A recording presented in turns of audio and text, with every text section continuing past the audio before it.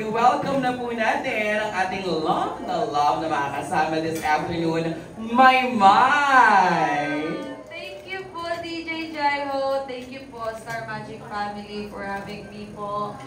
Napakatagal na hindi pa ako na parang nakipag-interview ulit. Parang tagal na ng panahon po nun, di ba, DJ Jaiho, nung muli tayo nag-usap. Parang sa jeepney pa yata yung Yes, oo. Kaya it's good to be back here po talaga.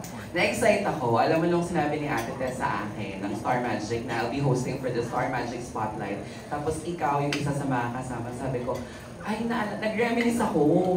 Hindi ba naisip mo, alam, milagro si Maymay nagpag-ano? Hindi milagro. Nagpa-interview na yay! Hindi milagro.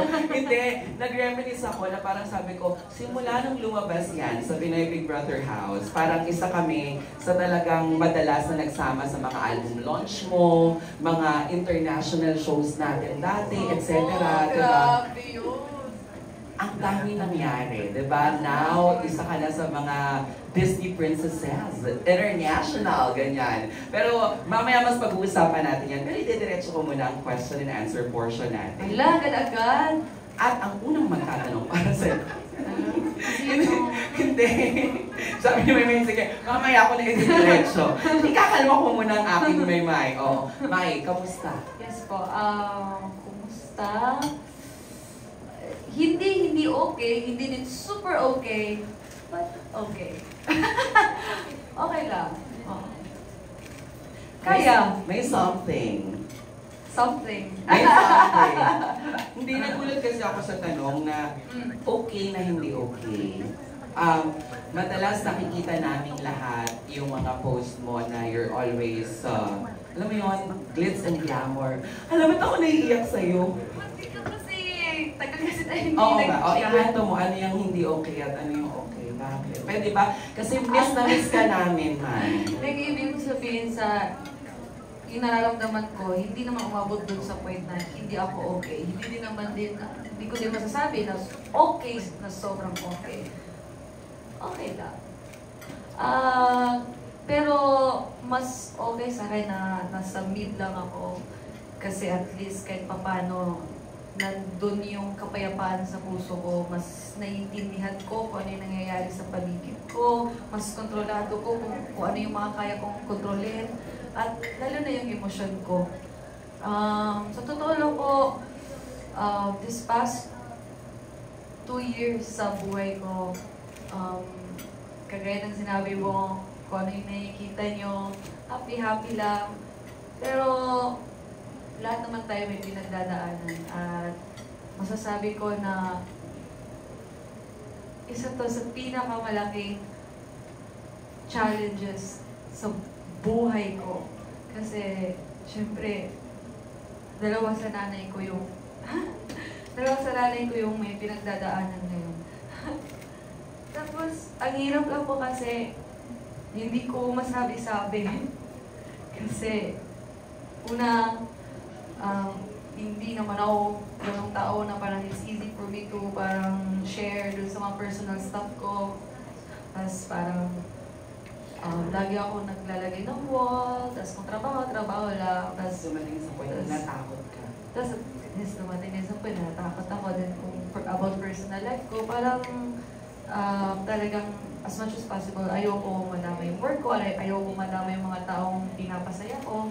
But at the same time, the more I do it na parang tinatry ko na hindi ko sabihin ko, nararamdaman ko talaga for this past 2 years. Ako pala yung mahirap din pala.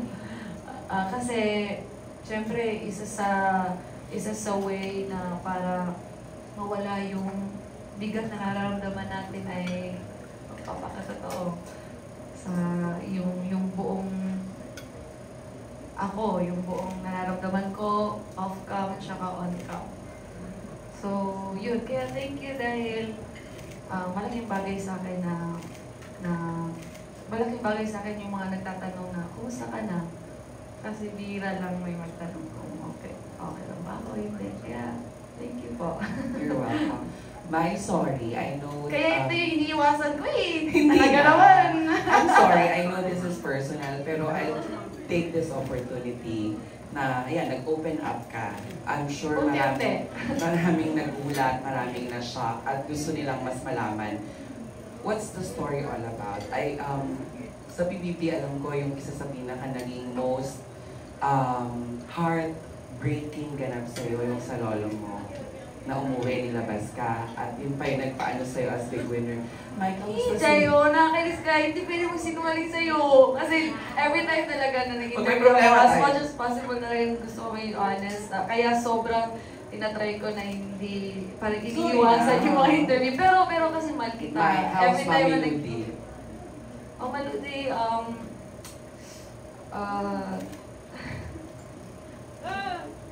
nasa, ay naku po, nasa Cagayan de Oro siya ngayon. Tapos, yung treatment niya, tuloy-tuloy pa rin for dialysis, gano'n. Tapos, tsaka yung nanay ko din, sabay sila, pero mas malubalang yung sa nanay ko. Sa nanay ko, ay grabe, sasabihin ko pa talaga. Islam. May, minahal ka namin. May Okay, mahal ka once lang namin. to. May malupit. Sorry, tinumbo ko kay Miss Love. Miss Love! Okay, May, sorry. Yung totoo, galing na ako sa hospital kasi nga, balik-balik kami sa hospital ngayon. Please, kapag sasabihin ko to, huwag niyo kong kaawaan. I just need your prayers lang. Yun lang. Yun lang kailangan ko. Kaya isa sa mga ayaw ko talaga mag-open up is, ayaw ko yung parang, parang may awa kayo sa akin. Pero, I know it will help me din para malaman niyo kung saan ako nanggaling. Yun yung nanay ko, matagal nang may cancer. Almost 2 years na. Kaya pabalik-balik ako sa Japan. Tapos ngayon, isa na lang sa pinapasalamatan ko ay nakauwi siya 2 months ago. Every day talagang tinitake time ko na hanggat maaari. Hanggat maaari po nandyan ako kasama siya. Tapos kagabi lang, sinugodan naman namin siya sa hospital. Well, ngayon, kaya sinabi ko sa'yo na hindi naman ako umabot sa hindi okay, at saka hindi naman super okay. Nandito lang ako. Kasi yung time na hindi ako okay, nalampasan ko yun. With the help sa Panginoon, syempre, yung acceptance, kumbaga, nandun na. At nandito ko sa point na kung saan ay hanggat may oras ako na makapiling ko yung 2 nanay ko, gagawin ko. Palipad-lipad mo ako. Kagaya, Japan pa ulit-ulit. Gagawin ko po. Sorry po. Sobrang mahal ko sila. Sobrang hirap. Sorry po. Kasi sabay 2 nanay ko yung nagkasakit. Pero praise God talaga dahil sa support ng friends ko, yung pamilya ko, yung mga co-workers ko, ang mga boss ko, ABS-CBN, sila Miss Love. Every time na umabot sa point na hindi ako okay or hindi ko na nakakayanan na i-controlin yung emotion ko, nandiyan talaga sila lagi, 100% sumusupport sa akin. So yun yung dahilan kung bakit on and off ako sa showbiz this past few years po sa buhay ko. Opo. Sige, Mai. Huminga ka muna. Sasalhin ko muna itong chikahan with them. Love! Pero Mai, gusto ko lang sabihin sa'yo, mata sa mata, thank you for giving us the story dyan sa puso mo na alam kong mahirap at kilala kita na mas gusto mong pag-usapan niya ng private. I would like to ask her sorry for asking you that. And thank you din sa mga fans mo mula noon na alam namin na mahal ka nila. And sabi mo nga, prayers, ipagdasal po natin dahil kapag marami po tayong nagdasal, pakikinggan at pakikinggan po yan. And your mom, Mami Norms and Mami Ludi, magiging okay sila. We love you. Palakpakan naman po natin si Maymay. Hindi na, kasi nakakanta siya ng ama kabugera. Ayun na nga. Charing lang, hindi ka kakanta ng ama kabugera. Naku, Maymay, I love you. Thank you. Siguro dyan na natin tapusin to. Charing, parang okay na ako. Sabi na, okay na to. Hindi, Charing, May, eto naman. Okay, alam kong naging mabigat ang panimula ng tanungan. Siguro kasi dahil magkaibigan kami, dahil Nasanay tayo. nasanay kami ng ganun yung kwentuhan namin. Pero again, itutuloy natin ito dahil na-miss ka ng mga fans. Ang unang magbibigay ng katanungan para sa'yo, ito, si Ate Janice Navida. I love you, Janice. Naku, Ate Janice, kaya mo na to. Galing sa pagkakaiyak si Maymay. Hindi, okay lang. Okay lang. Huwag ko nang paiyak yung dyan.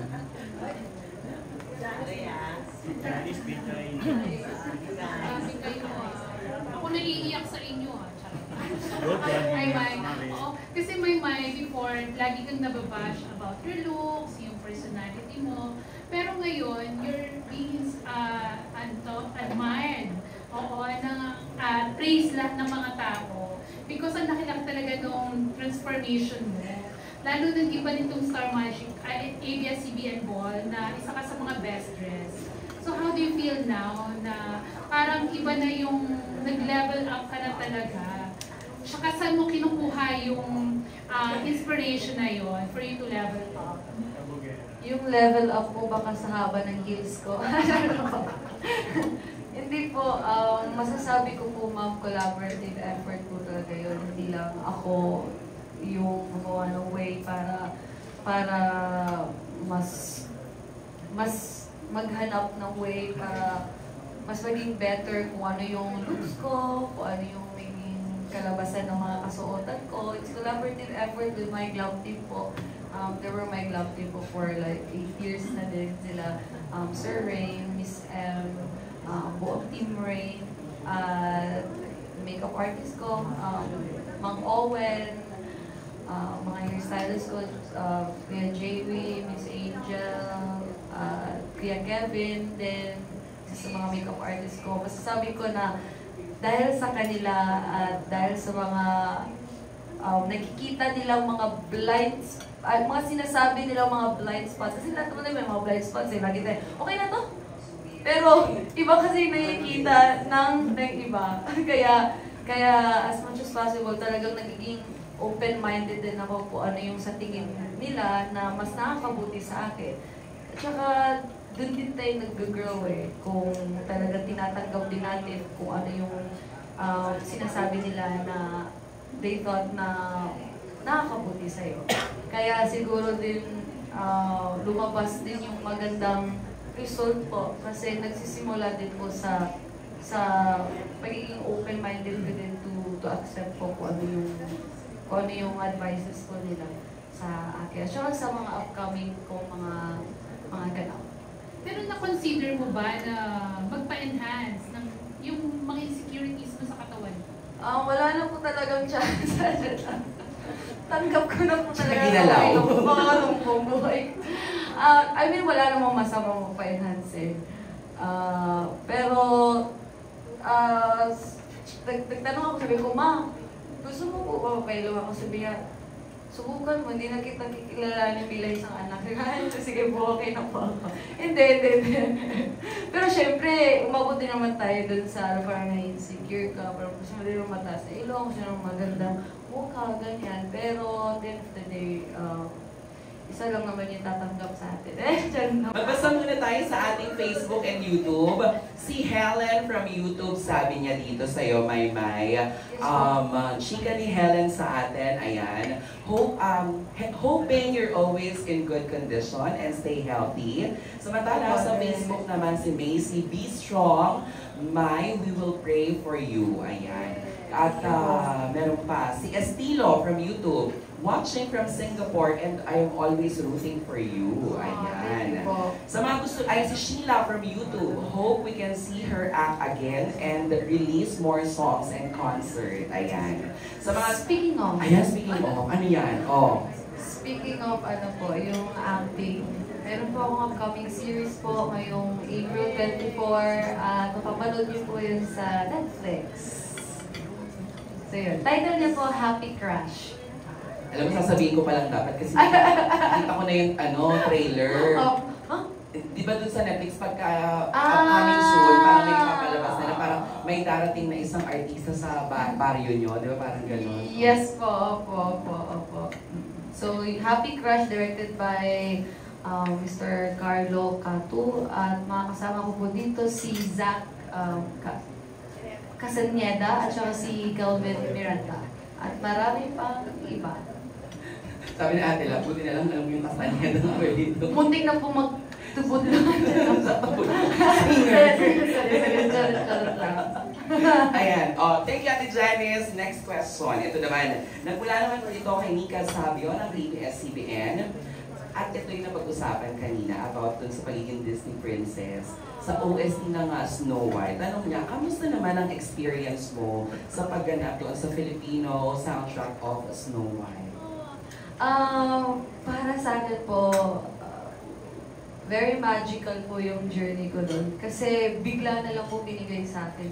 Bigla na lang natanggap ko yung news, tapos kinabukasan, ibigay yung kanta, tapos i-record kinabukasan. Sabi ko, wait lang po. Oo nga. Sabi ko, wow, grabe, ang bilis ng mga pangyayari.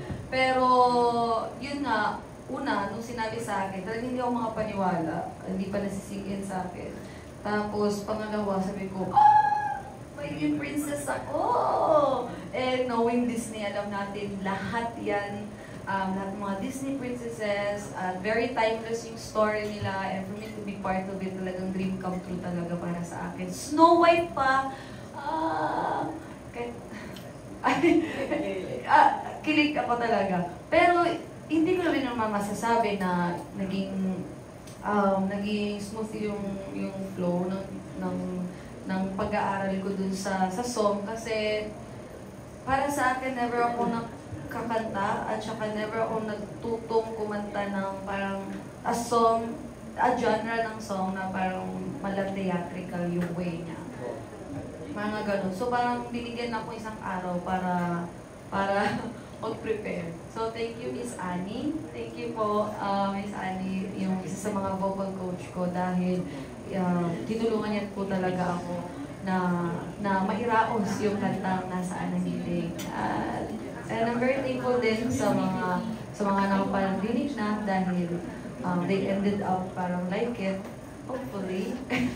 yun na yung narinig ko. Kaya maraming salamat. Sobrang talagang very blessed talaga. Kahit pa paano, naranasan ko maging prinsesa. Prinsipe na lang talaga. Ang pula. Pero sabi mo nga, in God's perfect timing, darating Yes, at darating. God willing, Totoo.